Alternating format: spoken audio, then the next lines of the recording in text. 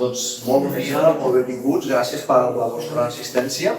Benvinguts aquí a la sala polivalent de l'Hotel d'Entitats de l'Ajuntament de la Llagosta, que hem d'agrair a l'Ajuntament de la Llagosta la seva col·laboració, el suport a totes les entitats del poble, entre les que està UCAT, que està a punt de complir 30 anys, l'any que ve complirem 30 anys, i l'Ajuntament de la Llagosta aquest any compleix 90 anys de la seva independència. L'any 1936 es va separar de Sant Fost de Campsentelles i aquest any es celebra aquest 90è aniversari amb una activitat central que es farà el mes de maig, el 30 de maig, en la qual UCAT participarà i esperem que us animeu i vingueu a veure'ns i a celebrar també el 90è aniversari. Avui donem la benvinguda a l'Armand, el nostre expert que ens farà màgia del cel. I res, ara mateix benvinguts i dono la paraula al Francesc que ens fa la introducció. Molt bé. Mira, jo m'agafo la perquè parlar de l'Armand no és fàcil, Llavors li vaig demanar que em fes donar una introducció perquè jo podria dir moltes coses i potser algunes no m'agradarien. Ara, perquè tu em vas dir que és 100% veritat. L'Armand Oliva i jo hem estat companys de treball a la IBM durant 33 anys. Edat de Cris. Jo crec que molts matrimonis No més. va desenvolupar el seu treball a l'àrea de les comunicacions entre grans clients. Era l'FTP i... NTP, Uberat... Cosa rara. L'Armand és mestre industrial, però està graduat en Geografia i Història per la UNED i en Antropologia Prehistòrica. No sé ben bé això què és. Bueno, és una cosa rara. Actualment... Interessant. Actualment cursa estudis d'Ecologia i Medi Ambient a la mateixa universitat. Això sí, treu una nota que ens farà falta. L'últim examen és econòmic. També a la UNED ha realitzat estudis d'astronomia. Per fi, tota la vida d'astronomia i al final les curses. Està molt bé. L'Armand és astrònom des de ben jove, perquè ja amb 17 anys es va comprar el seu primer telescopi. Em deixes fer una correcció? Te'l vas comprar, no? No, el vaig comprar jo que guanyava del meu sou. Som tas que treballàvem als 14 anys. Pertany a l'Agrupació Astronòmica de Sabadell des de fa més de 40 anys. Agrupació en la qual ha impartit conferències i ha format part de la Junta Directiva i de la Junta Científica. Tota la seva vida s'ha desenvolupat entre el treball professional i la divulgació astronòmica. Ara me'n recordo, quan em quedaves amb els ulls així a la feina, estava pensant... A la feina els vaig anar un bon. Bueno, ja està bé. Ha impartit nombroses conferències i xerrades astronòmiques a multitud de col·legis a estudiants de primària i secundària, així com en diverses entitats culturals i ha publicat articles astronòmics en diferents revistes de centres culturals i de l'Astronòmica de Sabadell. És astrofotògraf i durant 15 anys ha tingut el seu observatori a Àger. Actualment el té a Sant Feliu de Guíxols. Si us plau, un aplaudiment per l'Armand.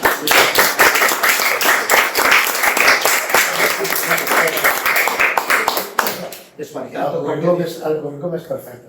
Molt bé. Vinga, el que has escrit? Vinga, podem apagar junts. Ara comencem de veritat la xerrada, la màgia del cel nocturn i del cos d'os. Primer de tot, us he de dir que la fotografia astronòmica no té res a veure amb la fotografia convencional. Tret de que a vegades fem servir càmeres rèflex per fer les fotografies. Sí? Perquè normalment les càmeres que fem servir són específicament dissenyades per l'astronomia. I Canon va fer una càmera, la 60DA, que la va també dissenyar per fer fotografia astronòmica. Però no té res a veure amb la fotografia convencional. Ja ho veuré després, inclús farem un workshop, una classe de com es fa la fotografia i el resultat final. Aquest seria el contingut del que serà la xerrada. Espero que no sigui massa llarga i massa monòtona, però farem una introducció. Parlarem de l'ull humà, que és molt interessant, la visió de l'ull, les diferents òptiques, les muntures, el tipus de càmera, els xips que porten aquestes càmeres, l'eficiència quàntica, que és un element fundamental de les càmeres, i després, el més important de tot, dins del que és el món aquest dels xips, i a part de l'eficiència quàntica i l'astronòmica, com jo us dic aquí, és molt diferent de la fotografia convencional. Utilitzem instruments específics, utilitzem els telescopis, evidentment, i utilitzem un software específic dissenyat per fer les fotografies i després per fer el tractament de la fotografia. Els procediments de la fotografia astronòmica són, ja ho veureu, molt interessants, molt curiosos de veure, perquè a tothom que té una mica de publicitat li fa gràcia, no? Com poden sortir aquesta fotografia. Penseu que fem exposicions de 5 minuts, de 10 minuts, i moltes fotografies de 5 minuts i 10 minuts, més altres fotografies que després. Fer fotografies de galàxies, nebuloses, cometes, estrelles, de la Lluna, del Sol, i fent servir, com hem dit, programes específics d'astronomia, i a més amb la cosa que la majoria de programes són gratuïts. O sigui que no hem de fer 30 d'algun programa molt específic, la majoria està a l'abast de tothom i els pots baixar i els pots fer servir i donen uns resultats increïbles, com ja veurem. Bé, això l'he posat perquè, a més, aquesta part d'aquí us afecta molt a vosaltres, aquesta zona d'aquí, no? Que és la zona de radioaficionats, no? Suposo jo que és aquesta, no? Des de UHF fins a una llarga, una mitja. Però, de fet, l'he posat perquè el que veu l'ull és això d'aquí només, aquest trosset d'aquí. De tota la gamma de freqüències que van des d'aquestes, rajos còsmics, fins aquí, l'ull humà només veu això. I tenim dos tipus de visió. Aquesta, la fotòpica, que és la que veuen els colors, i en astronomia fem servir molt aquesta visió escrotòmica, que és la que veiem grisos i matisos, no veiem colors. Els bastons no veuen els colors. Això es fa molt quan mirem el cel per la nit, sobretot amb una galàxia, la galàxia d'Andròmeda, que la mirem, es veu a ull nu, però si mirem de costat es veu millor, perquè la llum d'aquesta galàxia et dona en els bastons directament. I com només veiem, els bastons veuen grisos i formes, veiem millor aquests cossos de nit mirant de costat. És una cosa molt interessant. I dins d'aquesta gamma de freqüències podeu veure que l'ull humà veu molt poc. El problema de l'ull humà quin és? L'ull humà és un òrgan perfecte, està dissenyat per tal com està, però té un dilema que no acumula llum. Si acumuléssim llum no podríem veure res, perquè estaríem enlluernats tot sempre. Llavors, quines òptiques fem servir? Hi ha diversos tipus d'òptiques de telescopis. Aquesta és la molt clàssica, el refractor, amb un objectiu aquí, una lente microconvexa, aquí el focus, i aquí posem l'ocular, que és el que amplifica la senyal que es forma aquí. Aquest és el telescopi Newton, o un refractor. Aquest és una composició totalment diferent. Aquí hi ha un mirall parabòlic, més o menys. Aquí un altre mirall amb 45 graus i mirem de costat, mirem per aquí. La imatge que s'ha reflectat, el reflex d'aquesta va aquí. Llavors, és un telescopi que mira de costat. Està enfocant cap allà, però mirem així. I aquesta composició és la que tenim. Aquesta es fa servir molt perquè són, amb un diàmetre relativament mitjà, es aconsegueixen focals molt llargues. Perquè penseu que es suma aquesta distància focal més aquesta, més aquesta. O sigui, amb un tub de 80 centímetres podem tenir una focal de 2,5 metres. Amb la qual el factor són factors molt alts, de 6,3 a més, però aquests telescopis en concret, amb diàmetres més amples, es fan servir sobretot per fotografia planetària. Els planetes necessiten diàmetres molt grans, perquè els telescopis petits donen el diàmetre angular molt petit i no pots distingir ben bé les línies de l'atmosfera planetària. Per tant, fem servir diàmetres grans per fotografia planetària, solar i de la Lluna, i telescopis més petits, a partir de 80 centímetres, per fotografia del cel profund, galàxies nebuloses, cúmuls estel·lars, cúmuls globulars, tot brillar per ahí. Penseu que hi ha catàlegs que tenen 67.000 objectes per fotografiar, només un catàleg. I de catàlegs astronòmics hi ha molts. El més conegut és el catàleg Messier, que el va fer un senyor francès, i té 110 objectes. Però hi ha molts catàlegs i objectes tenim per observar i fotografiar tota la vida i no s'acabarem mai. Aquests són els catadiòptrics, que us he dit abans. Aquest és un escrit Cassegrain i aquest és un Maskutov. Quina diferència hi ha aquí? Us fixeu, aquí hi ha 3 cargolets aquí, però aquest no té cap. Això què vol dir? Que aquest telescopi d'aquí, l'òptica no es pot moure, només pots enfocar. Però aquest d'aquí, l'enfocament és molt crític, perquè aquí hi ha un mirall aquí darrere, aquest mirall ha d'estar perfectament alineat amb el mirall de fons. Si tornem enrere, aquest mirall d'aquí ha d'estar alineat amb aquest. Si no està perfectament alineat, les fotografies no surten bé. Llavors s'ha de fer el que es diu la col·limació del telescopi. I un altre detall és que les fotografies en l'astronomia sempre surten invertides. Però ens és igual que surti una nebulosa així, o així, o així. O una estrella, però és igual. Després, en altres programes, les podem posar com volem. Però un telescopi refractor, sempre, la lente convexa, sempre dona imatges invertides. Això és una cosa curiosa que tenen. Sempre hi ha uns inversors d'imatge per veure l'objecte amb la seva forma real. Però quanta més òptica li posis, baixa més la qualitat de la llum, menys llum, i sempre és millor tenir l'òptica justa per fer la foto. Un altre tema importantíssim són les muntures. Això és la muntura, el tazimutal. Aquesta muntura serveix pràcticament per observar paisatges de la Terra i de la Lluna i poca cosa més, perquè no pots fer molta cosa més. Aquesta és una muntura que s'ha posat molt de moda, la Dobson, que són diàmetres molt grans i a un preu molt assequible. I aquesta és la muntura equatorial típica i necessària per fer les fotografies. Llavors aquí teniu un eix, aquest eix d'aquí, que segueixo, aquest eix s'ha d'enfocar a l'estrella polar.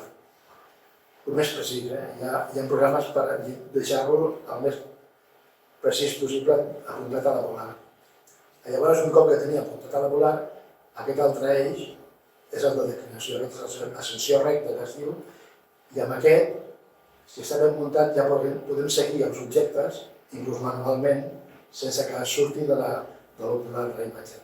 Actualment això està superat perquè gairebé tots els telescopis estan computeritzats i motoritzats. O sigui que jo quan faig la fotografia jo no miro mai el telescopi.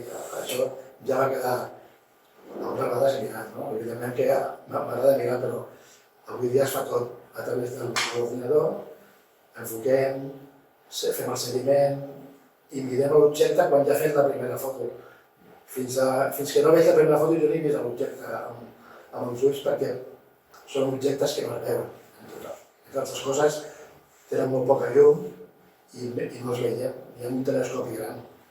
Llavors es tracta de fer fotografies a controlar llum i després veure el resultat. Aquest és el telescopi que tenim. Aquí tenim el telescopi que faig servir per visual i planetària amb aquesta càmera, la 290 MP, i el telescopi, al igual que l'altre, és el que va fent la guia del telescopi gran enviant senyals als dos motors. Allà tinc una càmera que està posada en paral·lel al telescopi per fer la fotografia de gran camp, i aquí tinc el telescopi buscador per buscar l'objecte fàcil. Si se'n veu? Trec la llum i us explico en directe. Aquí, quan aquest és el telescopi per fer fotografia planetària i solar també he fet, això és la càmera que faig servir, una de les càmeres que faig servir. Això d'aquí és l'enfocador, enfocar elèctricament. Aquí tenim el telescopi que fa de guia, que després us explicaré com funciona això, perquè no es mogui el telescopi i surtin ratlles. Aquest telescopi d'aquí del fons, bueno, això és la càmera que poso en paral·lel per fer fotografies de gran camp. I aquí hi ha el telescopi, el cercador, el buscador aquest. Per què? Perquè el telescopi, quan mirem pel telescopi, el camp que dona és molt petit. O sigui, si volem buscar un objecte en concret, és millor buscar-lo per aquí, que dona un camp més gran. A més, aquest telescopi té una creu al mig, i quan tens l'objecte, encara que sigui una estrella, quan la tens en el centre de la creu, ja podem mirar pel gros i tenim la imatge allà col·locada. Si no buscar per aquí, buscar per aquest telescopi, la imatge és molt difícil, perquè el camp és molt petit. I aquí tenim el telescopi que va ser per planetari. Ara veureu quan això ja ho hem vist. I ara veurem l'altre. El que faig servir per la fotografia del cel profund i com... Espera. Aquest és el que fa el Takahashi. Aquest és un telescopi, es diu un quadruple, òpticament és perfecte. No té cap aberració de cap tipus. I aquest és el que faig servir per observar les galàxies. Això és el buscador, igual que abans, amb la llum aquí. Aquest és el que segueix l'estrella guia perquè la fotografia surti sempre del mateix punt i no es mogui. I ara veureu, aquí són els motors del telescopi, el d'ascensió recta i el de declinació. I per observar el sol, aquí posem un filtre, aquesta és la càmera, aquí posem un filtre, aquí al mig, un filtre especial, un aquí, i després posem un altre filtre en l'objectiu del telescopi, que només deixa passar un 1%, una dècima per cent de la llum del sol. I la bola de tenis és perquè no ho foti com saps. No te diràs, però la bola de tenis és perquè no mogui el camp. Llavors, aquests filtres especials per fotografia astronòmica es fan servir per això, perquè si no el xip es cremaria. I com ara, al mes d'agost, tenim un eclipse total de sol, us aconsello, si ho podeu veure, que compreu les ulleres especials que hi ha per observar. No valen filtres ni radiografies, ni antigament que es feien servir. El millor és, es pot mirar reflectit amb aigua, es pot observar, i si no, ulleres específiques per observar l'eclipse. Són barates. I aquí tinc la sala de control, aquest controla un telescopi i aquest controla un altre. Aquesta és la sala que faig servir a l'estiu, primavera, tardor. Quan fa fred, ho tinc duplicat tot aquí dins. I llavors aquí estic més calent. Tot aquest moviment de cables ja no hi són, està arreglat. Però quan fa fred ho serveix aquí. I aquí tinc també les càmeres, dues càmeres que fotografien els meteors que acaben cada nit, el que seria els meteorits que després cauran a la Terra, capta els que cauen i pel·lícules. Bé, ara per ser importat dos meteorits, que després els podreu tocar.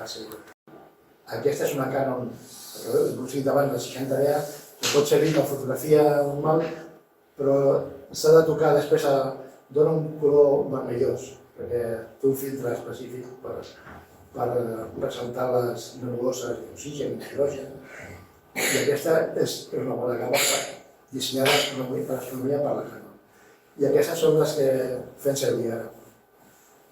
Aquesta i aquesta, com no, són xineses. Els xinos estan envaint el mercat amb unes bones càmeres, molt bones, i amb uns preus bastant raonables. Aquesta és una càmera específica per a planetes, i aquesta també, aquesta la faig servir per a planetes, i aquesta pel seu profund. Aquí he posat aquestes proves per entendre una mica això del CCD. De fet, les CCDs ja no es fan servir pràcticament per l'astronomia. Ara el que es fa servir és el CMOS, perquè el treball que la forma, la configuració interna del xip del CMOS estalvia alguna més en quant a soroll del xip. Després parlarem de què és el soroll del xip. A més, això que diu la salida amb l'amplificador de sortida i el compressor analògic digital, aquí ho fa per grups de píxels i aquest ho fa, cada píxel té el seu amplificador, o sigui que és molt diferent, és més ràpid. Aquí hi ha una mica de taula, la lectura de píxels entre CCD i C2.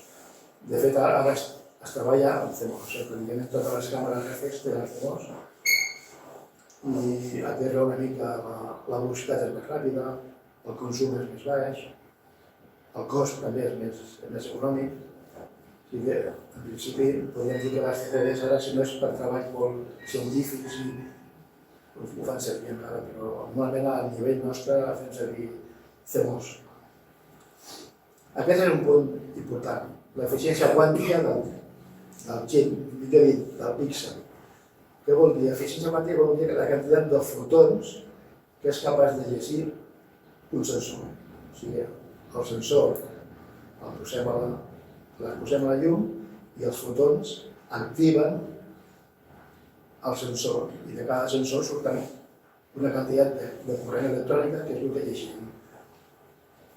Estan gairebé totes les càmeres, les bones, estan al voltant del 80%. O sigui que de 100 fotons aprofiten 80 per la lectura de la imatge. Per nosaltres és molt important. Com més fotons podem tenir, millor sortirà la fotografia i més informació tindrem. L'altre problema que tenim, com podeu veure, amb això de la fotografia astronòmica hi ha molts problemes, però tots estan solventats. És que els xips s'escalfen molt. Llavors es va trobar la solució aquesta de posar dues plaques de material del material semiconductor i per una qüestió de llei física és com una bomba de carbó. Una part s'escalfa i l'altra es refreda. Doncs la que es refreda es posa en contacte amb el xip de la càmera i podem treballar a 20 graus per sota o 25 per sota de la temperatura ambient. O sigui, si jo estic per la nit a l'hivern a 0 graus, podria treballar la càmera a 20 sota 0. Amb la qual cosa, què passa? Que no hi ha tant soroll electrònic, no hi ha tant... Ja veureu després el soroll que és, i els electrons a dins del xip es troben més tranquils, no hi ha tant moviment, gràcies a que estan refredats. El fred els calma, els tranquil·litza. I aquí ve, diguéssim, la part més important de la fotografia astronòmica. Nosaltres hem de fer una sèrie de fotografies. Primer, tenim les fotografies d'arc, les fosques, hem de fer fotografies planes, i hem de fer fotografies d'aquestes de vies. I què és tot això? Doncs us explico. Les fotografies d'arc són... Nosaltres hem de planificar la fotografia, per exemple, vull fer 30 fotografies de 5 minuts d'un mateix objecte. Tindria 30 per 5 minuts. Doncs hem de fer fotografies fosques, això vol dir amb el telescopi tapat, amb el mateix temps d'exposició de la foto de llum, de la foto de l'objecte. O sigui, la càmera tamata. I també fem 20, 10... Això es pot fer unes hores abans, intentant que la temperatura no variï molt, però com el tenim el xip refredat amb 20 fotografies d'arc, 30 es poden fer més. Ja tenim suficient. Aquestes les deixarem al final.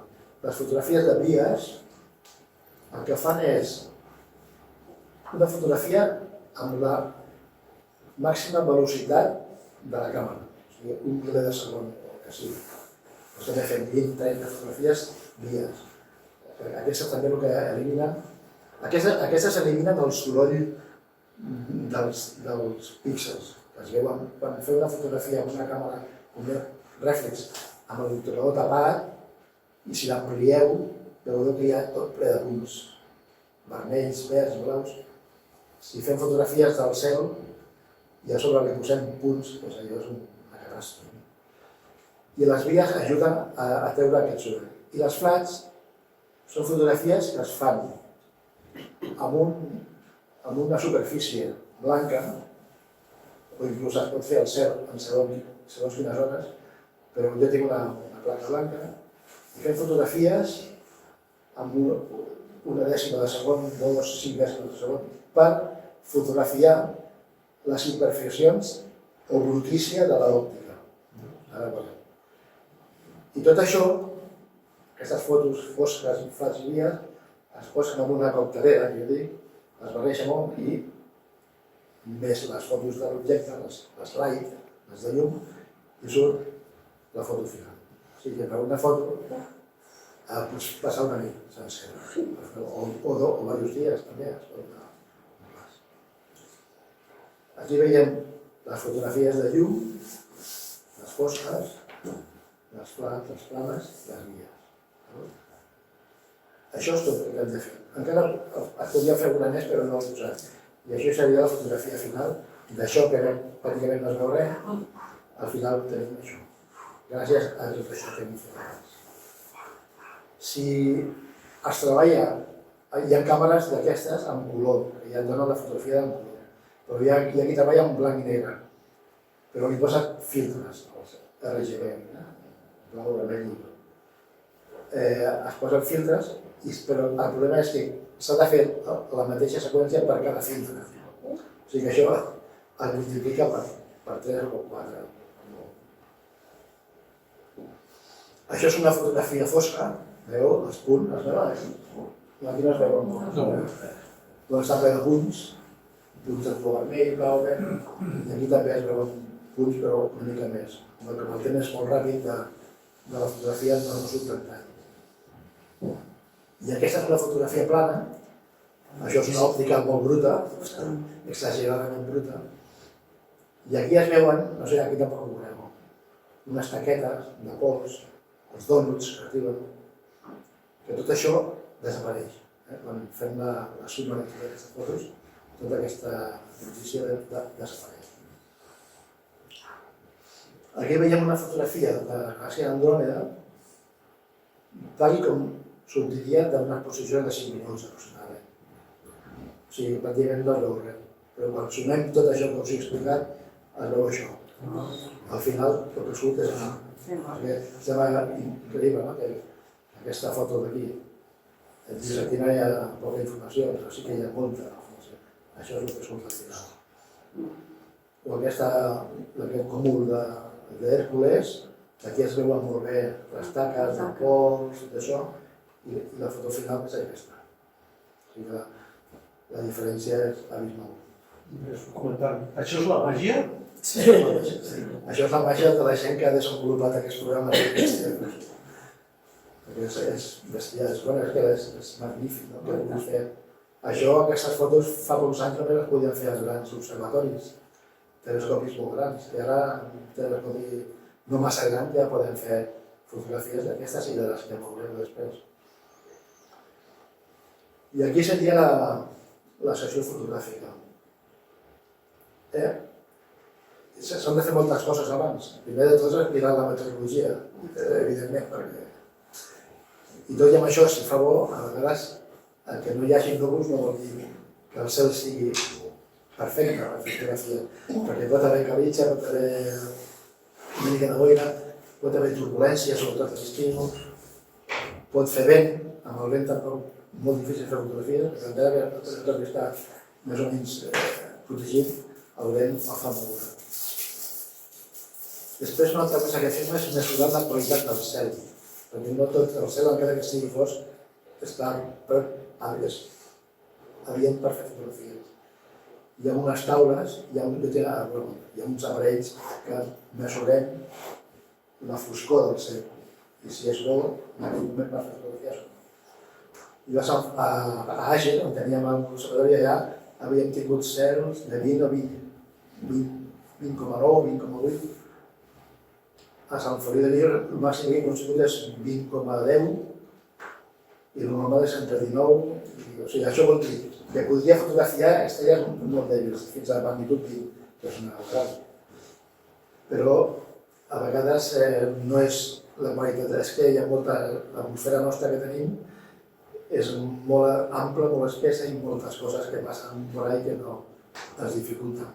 Sobretot ens dificulten per la fotografia planetària, és molt més delicada que la fotografia de cel profund. Després planifiquem la sessió, què volem fotografiar, escollim un objecte,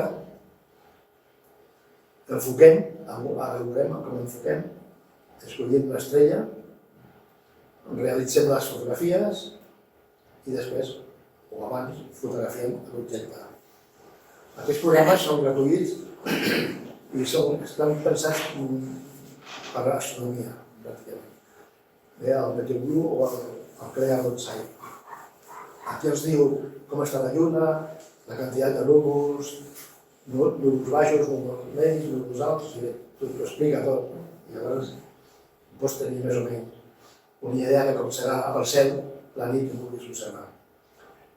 Per mesurar la qualitat del cel, jo faig servir aquest aparell aquí, el botonet, mirem el cel, apretem el botonet i aquí la pantalla que ens dona un valor. Si està per 17 o 18 o 19 ja gairebé no faig les fotografies perquè no sortiran bé. Si està per 19,70, 80 i s'acosta al 20, sí. I aquest, el 23, seria un cel de Hawaii o de les Canàries o un cel de... I si no tenim aquest sistema, el Wortel, que és senzillament comparar el color del cel amb aquesta taula. Clar, si tens aquest o aquest, poca cosa podràs fer. A partir d'aquí ja pots començar a fer fotografia. I si tinguéssim aquest, doncs ja seria bestial. Però ens hem de conformar amb el que tenim. I ara més, amb aquesta quantitat de satèl·lits que hi ha voltant per la Terra, doncs, moltes fotografies que fem surten els satèl·lits, les ratlles, coses de la ciència. Aquí tenim programes per planificar el que volem observar. Aquí escollim un objecte i aquí, amb aquest programa, dirigim el telescopi. És a dir, mira, estem aquí i vull anar cap aquí.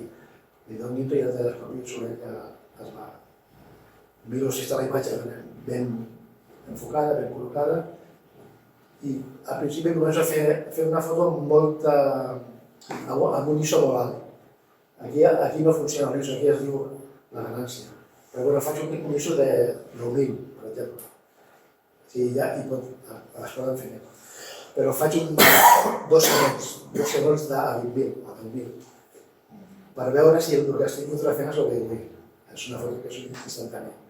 Si ja està col·locada en la posició és la que jo vull, llavors baixo a l'ISO normal i ja començo a fer les fotos. L'enfocament és un altre dels temes delicats de l'astronomia.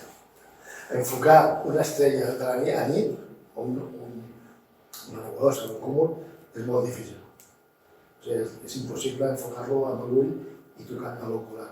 Llavors fem servir enfocadors elèctrics i des de l'ordinador o des d'un comandament que jo tinc, li posem aquesta, la màscara Batinov, aquesta, que és una màscara que fa una refracció del llum fins que obtenim aquesta imatge de l'estrella. Quan tenim aquesta imatge de l'estrella és que està perfecta. I si no fem servir aquestes dues, aquesta o aquesta, llavors quan està desenfocat dona 3 punts i a mesura que anem enfocant obtenim un punt. Quan estem aquí vol dir que el telescopi està enfocat. Si no, és impossible. Hi ha també enfocadors automàtics. Enfoquen, fan fotos, van corregint i fan fotografies. I això és el que us deia abans de la coordinació de l'estrella, és aconseguir l'òptica que estigui aquest cercle perfectament ben alineat i a la mateixa separació del cantó d'aquesta planta, del dorm. Això seria una combinació nefasta I aquesta seria una coordinació perfecta per fer les fotografies, començar a fer fotografies. Una altra cosa que s'ha de dir és que a mitjanit, degut a la temperatura, el fred i tot això, s'acostuma a desenfocar el telescopi i hem de tornar a revisar l'enfocament perquè surti bé. Hi ha moltíssims, Jo faig servir el de la casa ASI, aquesta. Hi ha aquest, hi ha el llibre Sky Stacker, l'Autostacker, hi ha molts programes. Aquest és molt bo, el Sinsai. I aquest és el Nina, és un programa que aquest el controla pràcticament tot. Des d'obrir-te a l'observatori, posar el telescopi en marxa, fer les fotografies, fer una fotografia, al cap de 3 hores fas una altra i te passa el nivell i quan tornes. Però a mi encara m'agrada estar allà davant del telescopi, aquest el faré. I fent proves.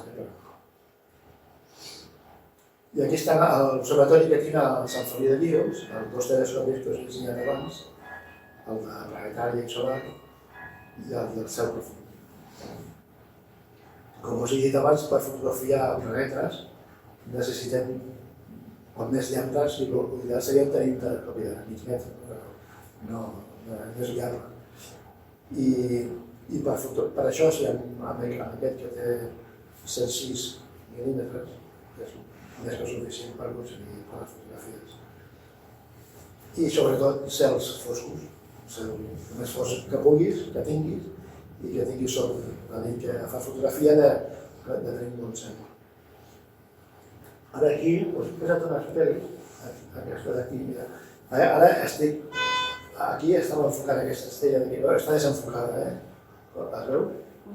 Sí, està desenfocada i se li posa aquesta màscara, passo una mica, i veureu com a poc vaig fent enfocaments molt lents, fins que al final avançaré una mica. Aquí encara sí que està enfocat, ja veus, que ja estan les 3 línies alineades, ben posades com una estrella, i encara falta un talet per ajustar, o sigui que s'ha d'anar... Aquí podríem dir que ja està, l'estrella està enfocada del tot. A partir d'aquí traiem el filtre, la màscara, i ja podem fer la fotografia. Aquí, el telescopi el que està fent és seguir una estrella, l'estrella guia, que mantindrà el telescopi sempre enfocant en aquell punt. Quan canviïn les línies del color verd, vol dir que el telescopi ja està comandat per aquest programa, per aquella estrella. I aquí és on surt la guia dels 2 eixos del telescopi, que es mantenen bé en aquest cas, i aquí ho veurem millor. Aquests són els 2 eixos del telescopi, perquè us fixeu, d'aquí a aquí, no sé si es veu bé a la pantalla, això és un píxel. O sigui que les fotografies estan per sota del píxel. O sigui que vol dir que aquest programa que està seguint una estrella no es mou absolutament res. O sigui, va seguint aquella estrella perquè no surtin ratlles. O sigui que treballar per sota d'un píxel és brutal. Vol dir que el seguiment és perfecte.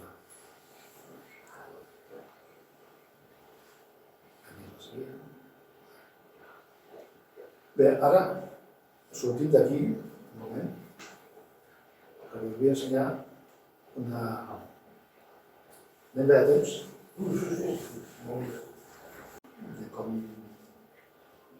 De com funciona tot això.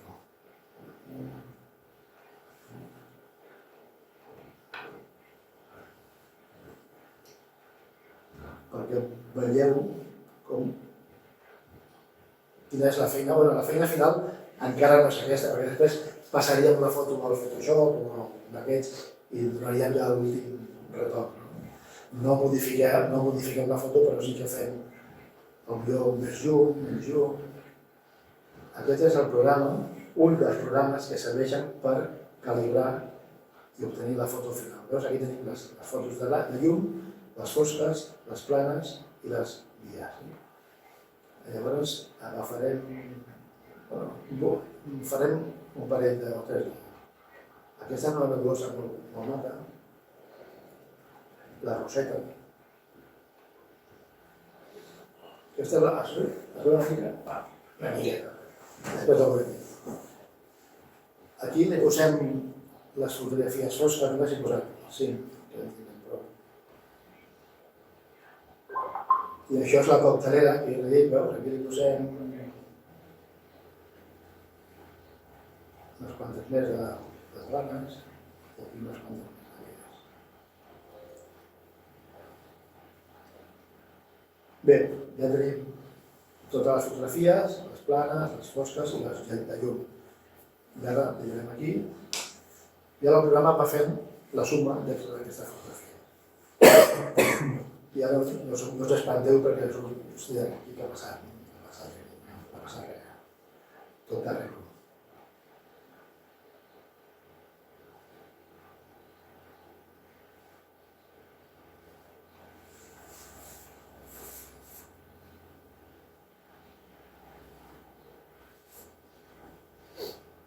I això seria aproximadament al final de la fotografia de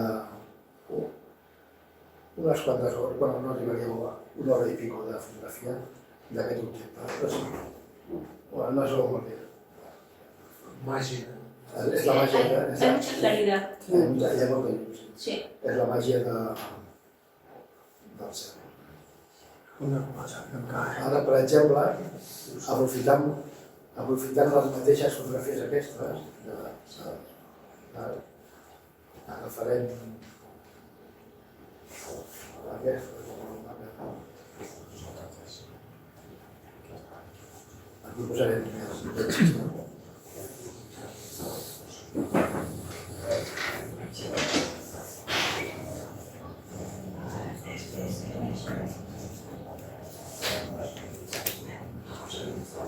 Molt millor.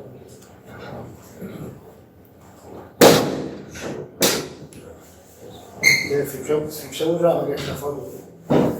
Això és la nebulosa del camp de cavall. Com estava una foto només, és la que posem avui només. Ara veurem la suma de tots.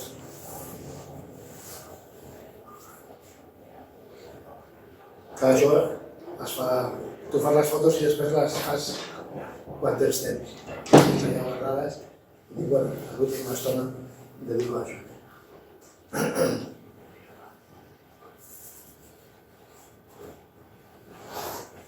Wow. Aquesta és aquella fotografia. Més o menys.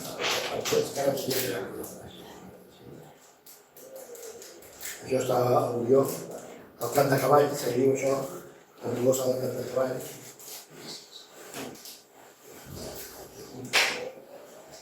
Això seria aproximadament al final, com que cada cop que millor.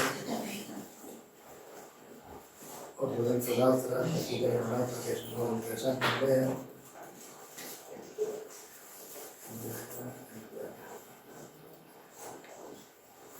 Això són fotografies de 180 segons, o sigui 3 minuts. Aquesta és la fotografia inicial. Això és un fotograma, diguéssim, no? I quan barregem tota aquesta cosa que fem... Aquesta és la trífida, no? La trífida, la nebulosa trífida.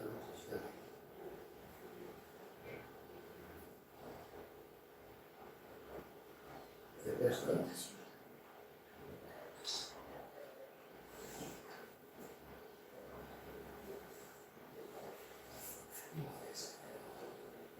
Això seria el dia d'aquesta nació. No es veu molt bé, perquè us feu una com funciona això. Els colors són normals. Sempre tenen colors vermellosos, blava. Els colors són naturals. Sí, aquests sí, són naturals. No hi ha cap filtre ni res. I aquí tenim una altra que podem veure. Aquesta és una mica diferent.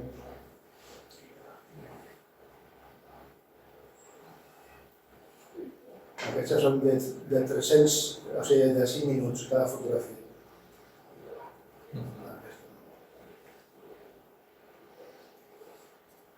Aquesta, ho veu aquí, no veia aquí unes taques i unes coses. És una galàxia que està a 32 milions d'anys llum. O sigui, aquí al costat. Aquí a prop. És la fent de foto.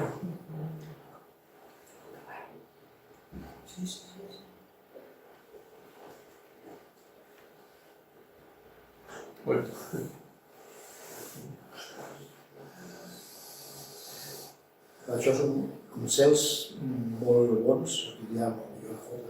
Aquí va altra galàxia, però és una idea de lo que era la foto inicial a lo que pot ser la foto final. Aquelles taques han desaparegut.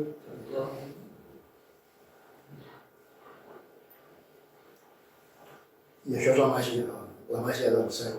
Tengo una pregunta. Para que la foto quedi així de definida, la precisió o la resolució amb la que s'han de moure els motorets que van apuntant la càmera per compensar el moviment de la Terra.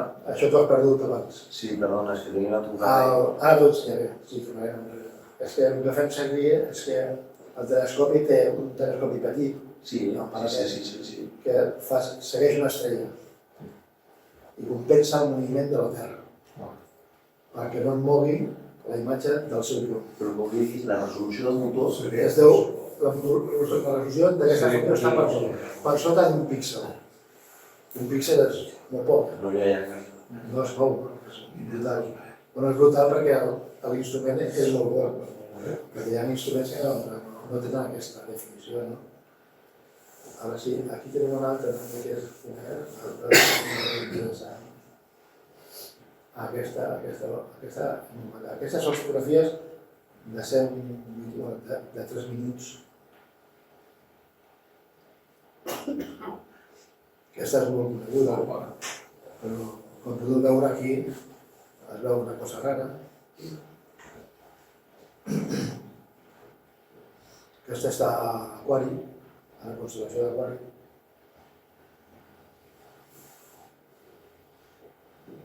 Aquesta és la fotografia final. Aquesta li diuen l'ull de Déu. L'ull de Déu. L'ull de Déu, molt bé. Aquesta fotografia, si hagués fet 40 fotografies i 2 dies seguits o 3, doncs seria molt millor. Jo estic content amb aquestes fotos. Encara que la meva dona diu que mai estic content amb les fotos que faig. Però són precioses. Sembla que sí, hòstia, aquesta em podria haver quedat molt. I després, aquí una altra, també que és molt curiosa aquesta, la Dumble, que està a la constel·lació de la Guineu, Vulpecula, en llatí, és aquesta. Aquesta està a uns 20.000 anys llum, però aquesta està bastant a prop. I a quina distància estan aquestes? 20.000 anys llum. 10.000, és igual. La quantitat és bestial. I aquesta, veus aquí, ara aquí li podem donar... Sembla una primera alta, Podem donar un toc aquí a l'histograma, i ja podem jugar, si volem, més llum. O sigui, la informació la tenim tota. Després ja podem tocar per aquí i per allà.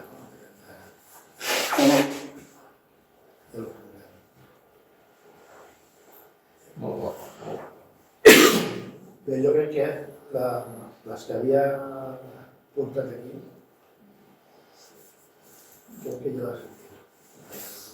Has comentat que les retoqueu en Photoshop, una mica les fotos. Sí, no és retocar no és retocar, és donar-li més llum o ensortir una mica més el fons. Enfocar-la millor. Més contrast.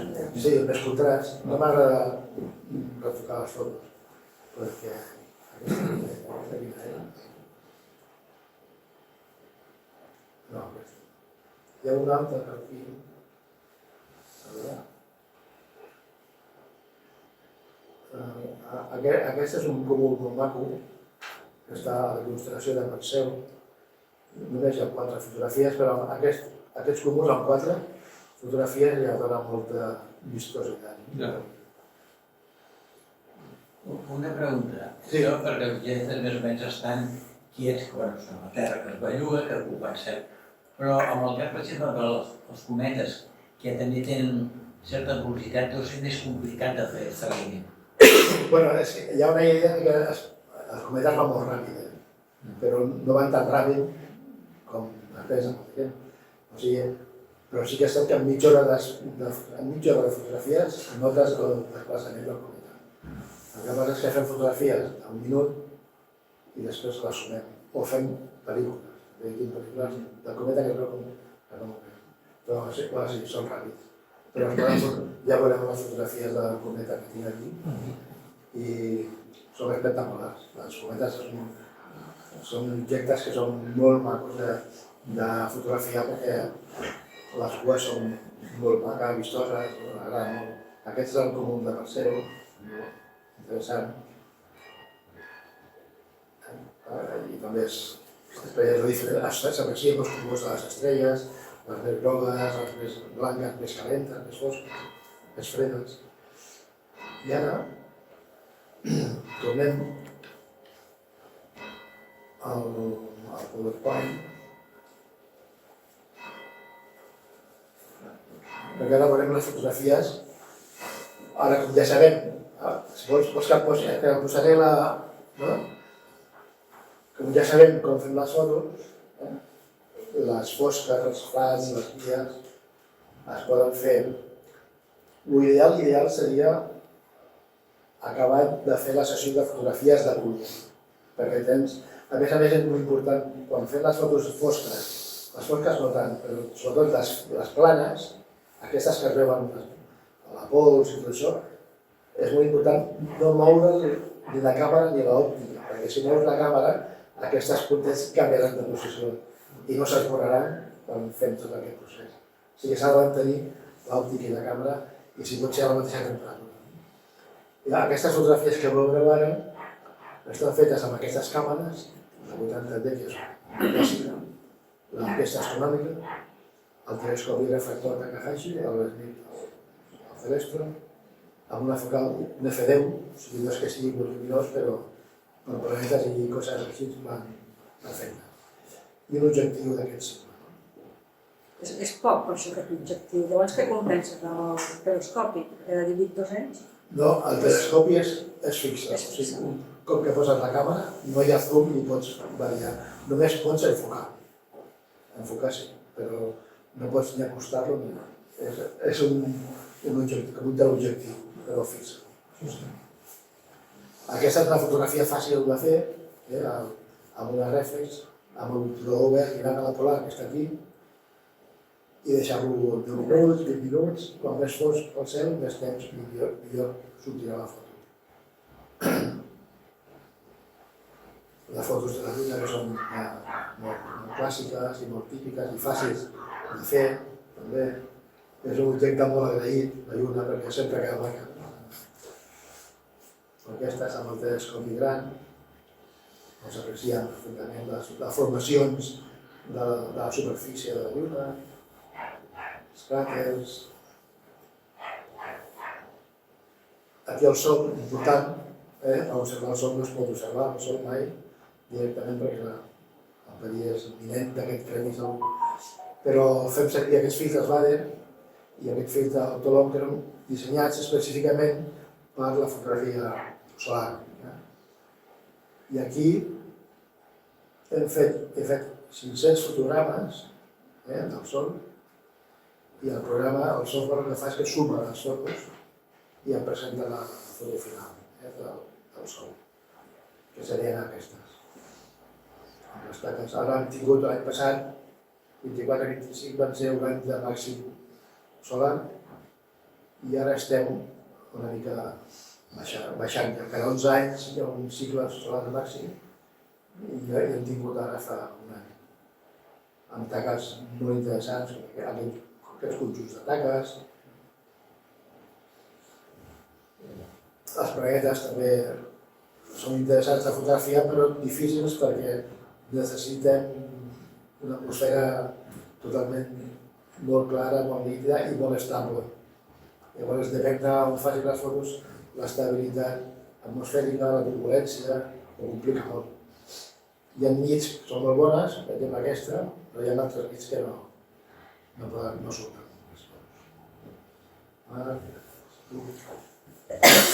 I aquesta nit era bastant bona i inclús es veuen les ombres dels dos satèl·lits, Io i Europa, projectades sobre la superfície del planeta. Això aquí s'estaria produint un eclipse i aquí un altre, justament per l'ombra dels satèl·lits. Aquí estan els cometes, alguns dels cometes que ens han... Aquest és l'últim que ens ha vingut a visitar fa uns mesos, el Lenmont. La veritat és que, com deies, sí que es mouen ràpid, però ens dona temps per fer una bona sessió fotogràfica. Aquest és el cúmul estel·lar que hem vist abans, el de Perseo, que són 6 fotografies de 180 segons, i la distància. La distància perquè sapigueu més o menys a 7.600 anys llum. Més cúmuls estel·lars. Els cúmuls estel·lars hi ha dos tipus, els oberts, com aquest, i els tancats. Els oberts són agrupacions d'estrelles més o menys que no estan apinyades com els altres que veiem ara. Hi ha moltíssims cúmuls estel·lars oberts. Aquest està a Càncer, aquest està al Cupis, al Pol. Aquí hi ha dos cúmuls, un aquí, un altre aquí, a Gemi, a Bessons. Aquesta les Plèiades, una esquina del Taure, que és una dels cúmuls estel·lars oberts més agradables i més macos de fotografiar, perquè es veu aquesta nebulositat de les estrelles. Aquest és el cúmul M13, el més gran que es veu des de la nostra latitud, a Hèrcules, i aquest M22 molt maco a Sagitari. Aquí està a 14.000 anys i aquest a 25.000 anys, aquí al costat. Aquí, això que poso a Ganància seria l'ISO de les càmeres reflex. Aproximadament seria un ISO 400, per ahí. Això és la nebulosa fosca de la Terra. En aquest cas, la nebulosa està absorbint la llum de les estrelles que hi ha a darrere, com aquí, i no deixa passar la llum de les estrelles, i per això es veu això tan fosc. Són nebuloses fosques. Allò és pel camp gravitacional dels planetes que hi ha a l'Equador. No, aquí són estrelles, però el que passa és que per alguna raó hi ha un material que no deixa passar la llum, pols, es diu pols interestel·lar. Aquest pols el que fa és que fa una pantalla i ha quedat així, d'aquesta forma. És una forma aleatòria. O sigui, si traguéssim això de la realitat tindríem estrelles, més estrelles. Tot això que veiem és de la Via Làctea, de la nostra galàxia. Les que hem vist abans, la N27 i la N... Armand, una pregunta. La distància que dius que estan a X mil anys llum, veiem això com un sol pla, però realment tots els objectes que hi hagin entremig estarien formant part d'aquesta imatge o a l'enfocar estàs eliminant d'alguna manera... Els que es veuen a la imatge quasi tots estan entre l'objecte i nosaltres, dins de la Via Làctea. Tot això que veiem està dins de la nostra galàxia, no està fora de la nostra galàxia, tret de les galàxies que estan molt lluny. Això està a la nostra galàxia. Però sembla com si fos un únic pla, però realment... Sí, no és això, és en 3 dimensions. Com sabem la distància, hi ha metres... Però amb l'enfoc tu no determines la distància... No. Per això enfocar, amb astronomia necessitem instruments per enfocar, perquè si no podem enfocar, no sabem, no aconseguim veure ben bé on l'objecte està enfocat. I la distància se sap per diversos mètodes. Un és el paral·latge estel·lar, que és un sistema de comparar El paral·latge és quan mirem un dit així i mirem un ull amb un altre, veiem que el dit fa així, no? Doncs calcular aquesta distància, la distància des de dos punts diametralment oposats de la Terra, se sap a quina distància està. I l'altra forma és la que es fa servir, però amb la distància de galàxies, que és més difícil. I és per mitjà de les estrelles variables cefeides. Són unes estrelles que varien molt sistemàticament i exactament en un temps determinat. Si sabem el temps de variació de la curva de llum, podem calcular la distància. Sabia la velocitat de la llum i el temps que tarda en calcular-se aquesta diferència se sap amb molta precisió en les distàncies. Una pregunta respecte a això. Quan tu fas l'enfoc amb l'estrella, tot el que és el profund el queda enfocat, s'entén? Sí. No hi ha variació per l'estrella, Queda tot enfocat. a 1000 anys llum, No. o estigui a 200 anys. Tot allò ja queda enfocat. Quan fem aquestes fotos, jo només estic enfocant en l'estrella. Quan fem una estrella i la l'estrella queda enfocat. I a més l'estrella que enfoca a vegades no està ni així. No et serviria per la lluna, suposo. No, per la lluna està massa a prop. Està massa a prop. Hauríem de tornar a enfocar. Vale. Però jo, per enfocar, necessitem alguna estrella brillant. Que a vegades no...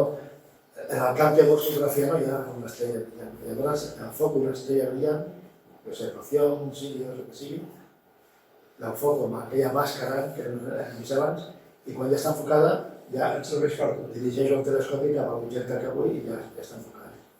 L'altra cosa és que al cap de 2 hores potser he de tornar a enfocar perquè la temperatura ha fet variar l'òptica.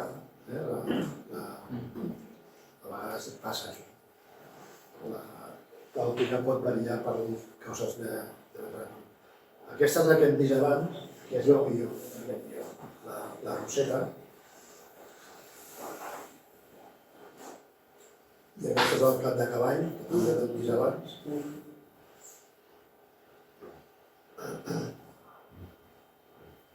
Aquesta és la galàxia, aquesta, NGC és un altre catàleg d'objectes de cel profund. I aquesta és una de les galàxies més espectaculars i fàcils de fotografiar. Això són 15 fotografies de 5 minuts de fotografia. I es poden fer fetes fins a 10 minuts. Però de minuts ja comença, parlant de la perfecció de l'instrument, a vegades ja comença a notar-se una miqueta, moviment del seguiment. Però bueno, estar per sota d'un píxel és un gran seguiment. Això són les 3 galàxies típiques de la constel·lació del Lleó. Aquestes estan també a 30 milions.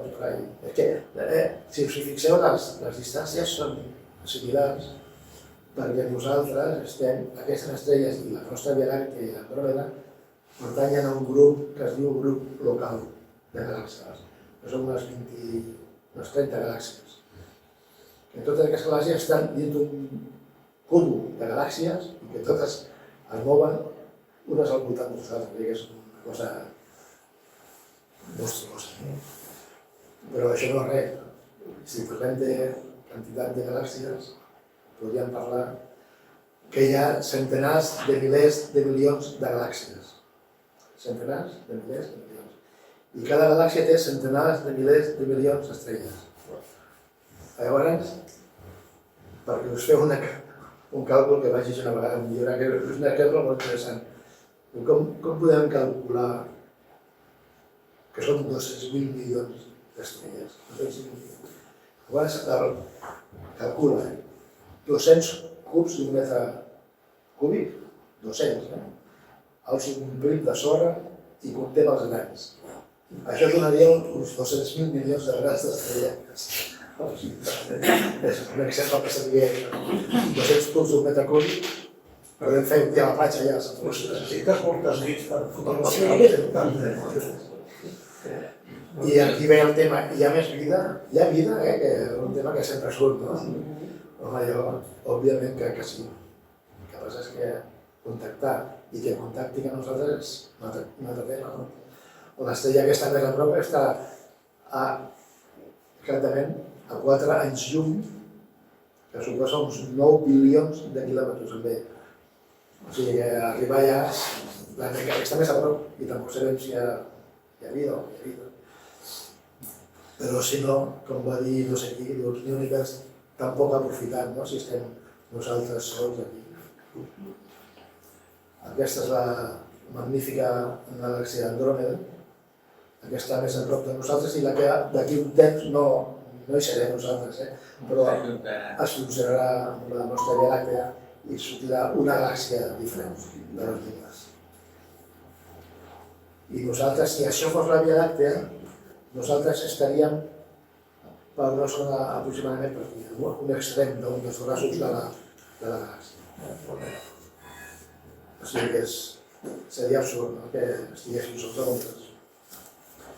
I bé, aquí, això és el futur, us diré que el futur està aquí. És un futur una mica, per als que ens dediquem a això de la fotografia astrònomica, és interessant, però no és el que... Són telescopis que els poses i fan tot el que us he explicat, ho fa sol. O sigui que ja no cal anar ni sortir a... La intel·ligència artificial. A més, li dius, ara estic fent això, i m'ho vaig a dormir, i des de la llit miro l'iPad i... Vale, doncs, demà ja miraré la que has fet. Però clar, això perd una mica la gràcia, no? Però bueno, això estan fent fotografies molt bones, i a més amb un diàmetre de 3 centímetres. I l'altre model de 5. Aquest el Vespere i els vídeos. El Vespere. Els tots dos, I ell t'ho busca tot i t'ho fa. Tu el tens, aquest? No, jo diria que... Jo tinc companys que tenen aquest i un altre model, del Sistar, i fets des del balcó de casa a la Vall Roca, mirant cap al Tibidabo, i fan fotografies nebuloses. Andròmeda és bé, perfecte. Sí, Andròmeda sí, perquè és una bona. I bé, aquí us explico que totes les fotografies han sigut fetes des d'una part des d'aquí, que ara ja no tinc. El Paco també, el Francesc també tenia... El teu quin era? Quin era el teu? La penúltima de la banda dreta a baix. Aquí, aquest era el teu, sí. I aquest era el meu. I aquí es va, l'agrupació astrònomica va muntar aquest complex de grups laterals i aquí he estat 15 anys, aquí, pujant i baixant, fins que al final vaig dir, no tinc ganes de viatjar tant, i ara ho tinc tot aquí, a Sant Feliu de Guíxols. Aquest és el que teníem a Àger, i ara estic aquí. T'has carregat la terrassa, Un trosset de trau a les traces llarg, però... Hi havia coses bones, Com dirà aquella calm... Ja no recordo. El Josep del Goble. I ara què passa? Que ell s'ha significat el cel per comoditat de tenir a casa. Quan tinc fred, baixo i faig un talladet, un cafè, i quan tinc calor, em prenc una cervesa i veig totes les estrelles dobles. Aquí a Sant Feliu no hi ha molt de llum, aquest sector? Sí, nocturn? A l'hivern és la millor època de la fotografia. Però això de la llum és relatiu perquè posem uns filtres que treuen la lluminositat de les llums. Encara que a Sant Feliu està molt ben planificat el tema dels faraons. Estan tots mirant cap a terra, és un dels pobles que està... I Hospitalet de Llobregat i Osor també tenen les faroles que lluminen cap avall. Però jo tinc un company que les millors fotografies que he vist del sol les fa des de l'Hospitalet. Perquè no hi ha turbulència. A Sant Feliu hi ha turbulència. A més estem a la ruta de la platja i la turbulència fa molt a les imatges, no? És un problema. I això és tot. Si voleu a l'Instagram, voleu veure les fotos aquí, al cel del meu avi, aquí veureu moltes fotos, i em despedeixo amb Saturn, que és un planeta molt maco, i gràcies per haver vingut. I si teniu preguntes...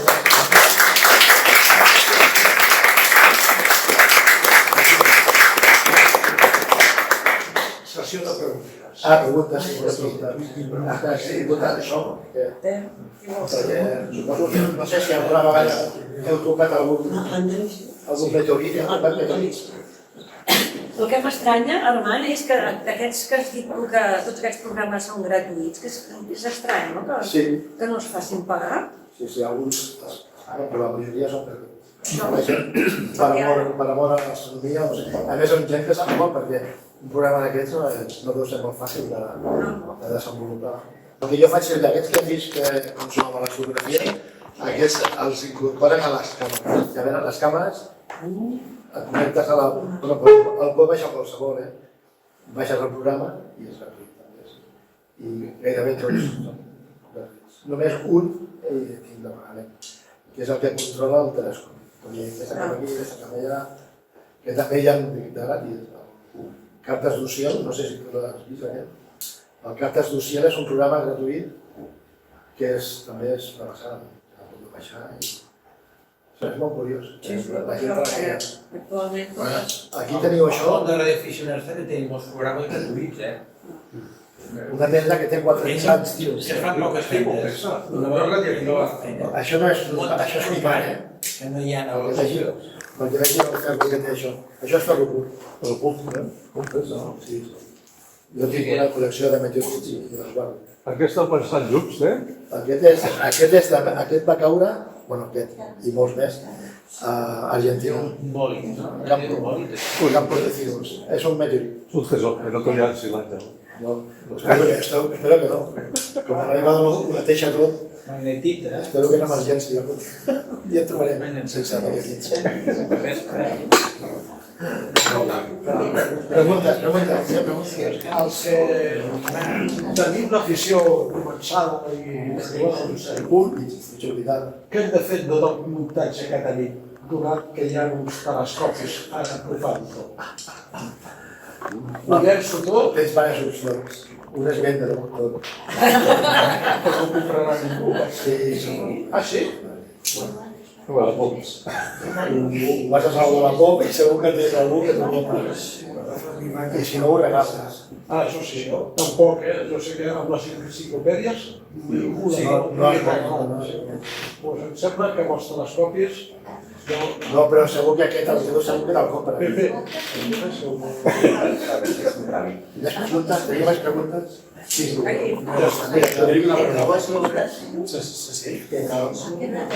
Sí. On ho has de sentir?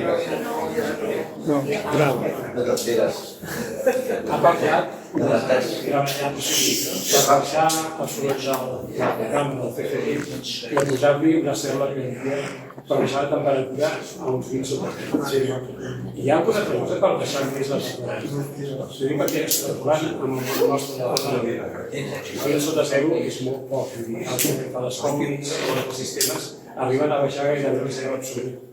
Ho fa refrigeren amb nitrogen líquid, això ja són... sí, és més profund, però a part de la cel·la que baixar el més de les és el màxim que podeu obtenir. 25 o 30, fins a 30 graus. I no fa ni sensació. Aquest és el problema.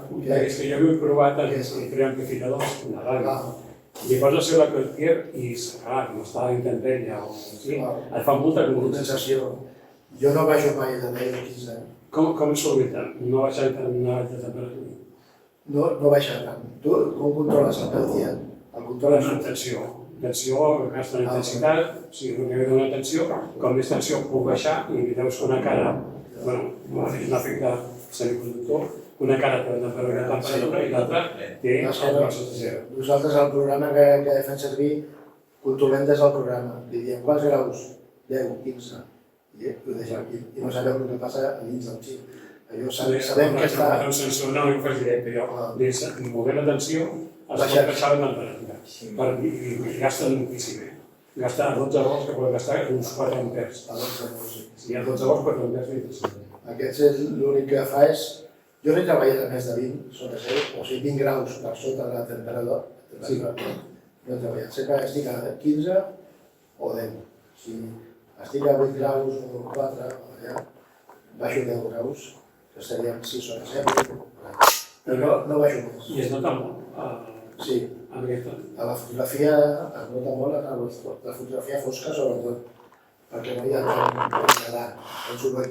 Sí, bueno, de solidaritat. El soroll electrònic del xip. Si baixes molt la temperatura, hi ha menys. Sí, és que qualsevol element instal·lant un conductor, el cas dels electrons és el que fa aquest soroll, que en ràdio es fa igual. I en ràdio, si vols treballar en coses de baix soroll o saps tindre molta sensibilitat, el que fem és això, baixar la temperatura, o també nosaltres el que estrenyem és la banda passant del senyal.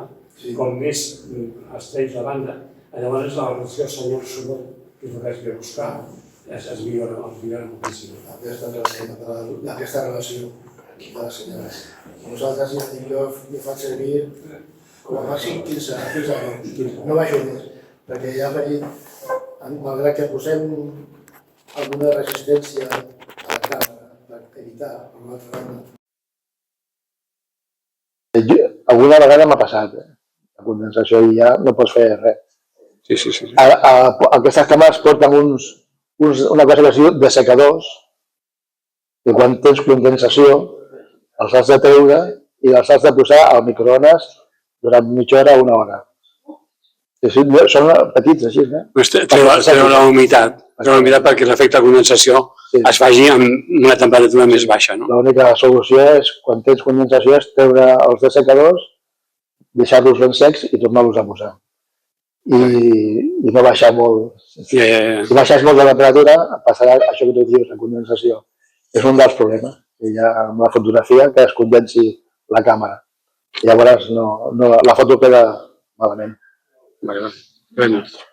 Gràcies per tot i fins la propera. Ja està? Gràcies.